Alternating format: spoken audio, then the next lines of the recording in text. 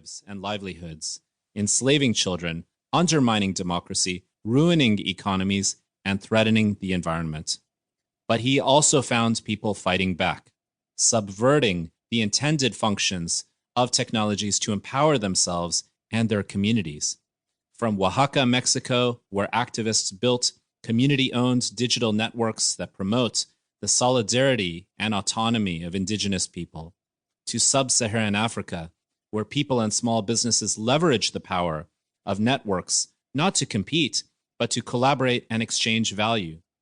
By subverting the extractive intentions of the technology companies seeking to colonize and co-opt them, these people and places are staging a revolution against the dominance of global corporate capitalism. Those of us insulated by our technologies, our privilege, or our Western bias owe it to ourselves to learn from these efforts.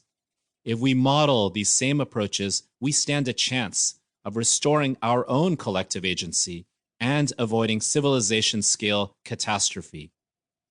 By reporting from the ground up, Ramesh Srinivasan reminds us that in a world of digital domination, we are all indigenous people. It's time we act that way. Douglas Rushkoff, New York, February 2019. Introduction. Sergio, a friend of mine from Argentina, recently completed a trip around the world. I met him last year in southern Mexico, where I've been visiting regularly since 2016 to learn from indigenous communities who have been creating their own digital networks. My visits there were inspired by my 2-decade-long fascination with the internet and digital technology's rapid development, first as an engineer and later as an educator and researcher exploring how digital technologies impact the lives of diverse cultures and societies. Sergio had not traveled extensively outside of his country before. When we met at a food vendor's table on a street in Oaxaca, he was buzzing with the excitement of having visited 5 continents and holding various jobs as a carpenter and farmer, for instance, and in the service industry at hotels and restaurants in just the past year. When I asked him about his range of experiences in parts of the world so different from where he grew up in working-class Buenos Aires, he made an offhand remark that stopped me in my tracks. Regardless of where you go, people get pushed into the internet. That is what they want. After we parted ways, Sergio's comment stayed with me. I was struck by the contrasting but intertwined images it contained. The first being of people thrust into some alternate universe that exists beyond our screens.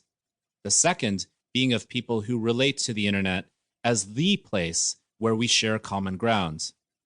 Like many of us, Sergio had the perspective of a user, simultaneously awed yet also perplexed by the characteristic pushiness with which websites, mobile apps, virtual reality headsets, and myriad other digital devices have appeared and made their way into our lives. I wrote this book as a way to explore how we, the billions of internet users, can respond to the sea change that transformed an open world of online possibility into something else altogether.